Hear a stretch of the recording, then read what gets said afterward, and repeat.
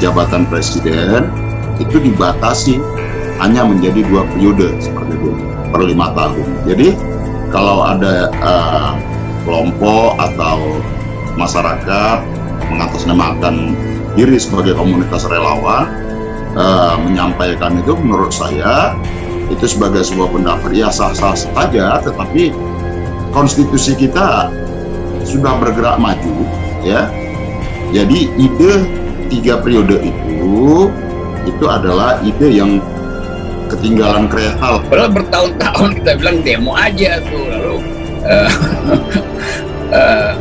hoaxer ini, saya nggak mau pakai istilah cebong lagi, yang disebut sebagai buzzer ini, tepung kita bahwa ini mahasiswa dibiayai untuk makar, buruh dibiayai untuk makar. Nah kalau Mas Hinton yang ngomong, dia anggota DPR, dia akan makar kalau gitu kan.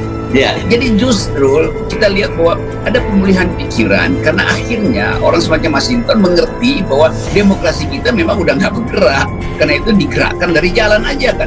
Bayangin anggota DPR ngomong suruh demo, itu artinya dia sendiri frustrasi di dalam lembaganya kan. Kan dia bisa bilang datang ke kami perjuangkan melalui fraksi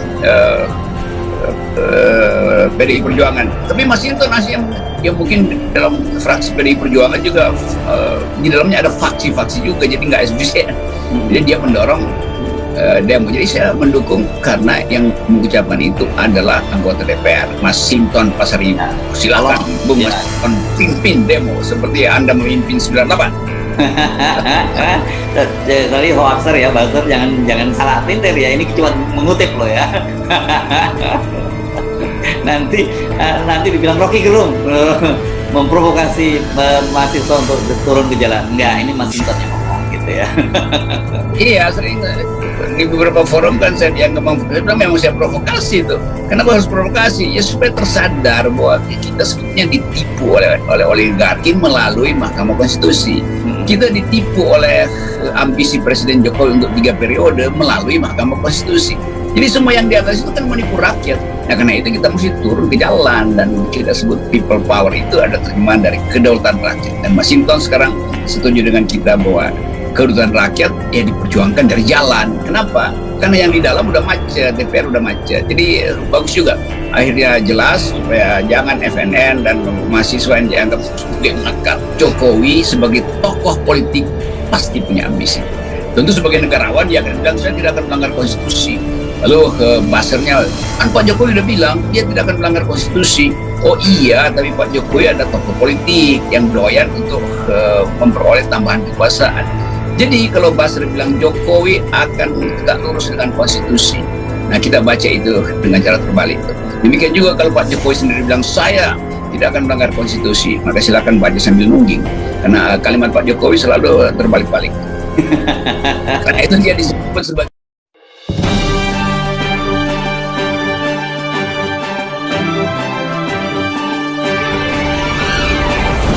Ras, PDIP nggak sudi Jokowi 3 periode.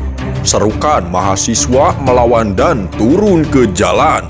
Jakarta, politikus PDI Perjuangan PDIP Mas Hinton Pasaribu mengajak semua pihak untuk menolak wacana 3 periode Presiden Joko Widodo.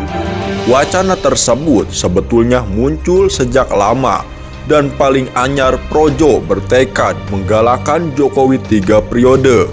Ia mengajak pemuda dan mahasiswa berdemonstrasi turun ke jalan, menolak praktek anti-demokrasi tersebut.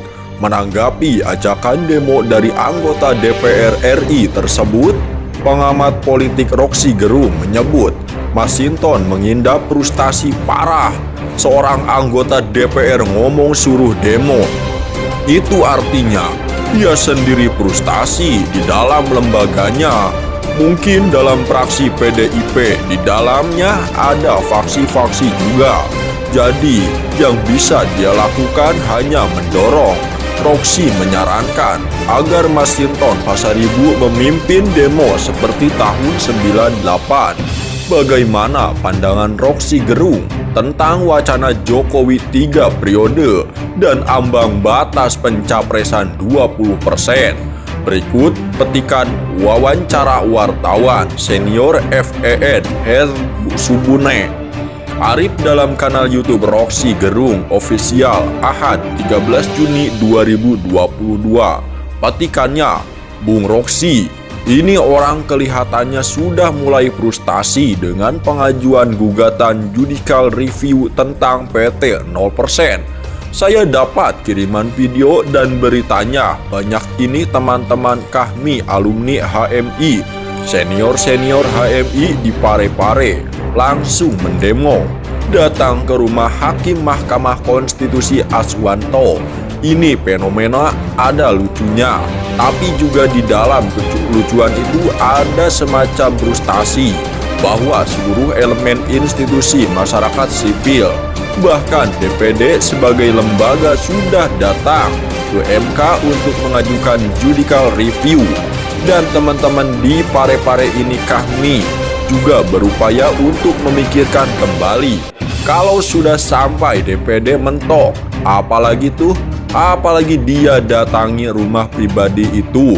Jadi sebetulnya ini sudah dipahami bahwa keseriusan 20% sudah dipahami oleh seluruh rakyat. Emak-emak sudah paham, buruh juga bahkan lebih awal paham bahwa hanya melalui menolkan itu kuantitas, meniadakan threshold itu barrier to entry, itu yang menjadi standar pertama menyebut negara demokrasi. Tentu ada kajian macam-macam, kajian hukum tata negara, kajian politik segala macam. Tapi orang merasa, ya kalau kajian itu akhirnya ditolak dengan cara yang arogan oleh MK, maka lebih baik lakukan sepanjang happening hour buat menggodor kesadaran Mahkamah Konstitusi. Nanti ini akan berlanjut.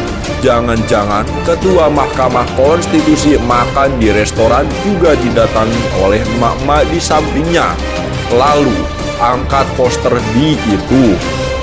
Lalu dia anggap sebagai pelecehan lembaga negara segala macam. Itu yang kita sebut sebagai bentuk paling lembut dari people power, yaitu happening out. Jadi mengunggah orang supaya terlibat dalam upaya memperjuangkan demokrasi secara lebih panjang. Ini demonstrasi yang betul-betul datang dari kalkulasi akal sehat. Mungkin lebih tepat disebut happening out. Orang mungkin mulai mempersoalkan, kok di rumah pribadi, tapi selama dia tidak masuk ke halaman rumah itu tidak melanggar properti orang. Dan saya kira kalau lihat tadi video-videonya memang berlangsung damai. Saya sepakat dengan Anda bahwa ini orang sudah mulai buntu. Mau apa lagi nih? Sementara partai-partai politik yang katanya punya legal standing sampai sekarang bukan melakukan langkah-langkah konkret. PKS yang katanya mau mengajukan juga sampai sekarang tidak maju-maju. Juga ke Mahkamah Konstitusi. Itu saya dorong terus. Saya masih bicara dengan teman-teman PKS. Iya, kami 0%. Ya majukan dong. Kami masih nunggu momentum Demokrat lebih jauh langkahnya mengajukan judicial review. Jadi, sebetulnya nanti PAN juga akan ikut. Lakukan saja sekaligus dengan DPD. Jadi ini satu upaya untuk wake up call bahwa demokrasi berbahaya kalau dibiarkan. Hal yang paling mendasar itu, yaitu garis start kompetisi yang sama itu dibatalkan. Dan kita menghitung sebetulnya apa penyebabnya, kenapa soal threshold ini tidak ingin diwujudkan. Samar-samar nanti kita dengar nanti kalau threshold diwujudkan itu partai-partai yang berbasis yang mereka sebut radikal fundamental, yaitu Islam, itu punya calon dan itu berbahaya dalam kompetisi. Ini artinya mau menghalangi orang untuk berpartisipasi hanya karena ketakutan. Pertama, Islamophobia yang memang lagi beredar di seluruh dunia. Jadi di belakang desain yang ingin menghalangi 20% juga ada faktor Islamophobia itu. Intinya, ketakutan dari mereka yang tidak punya kader. Padahal partai muslim kan kecil semua.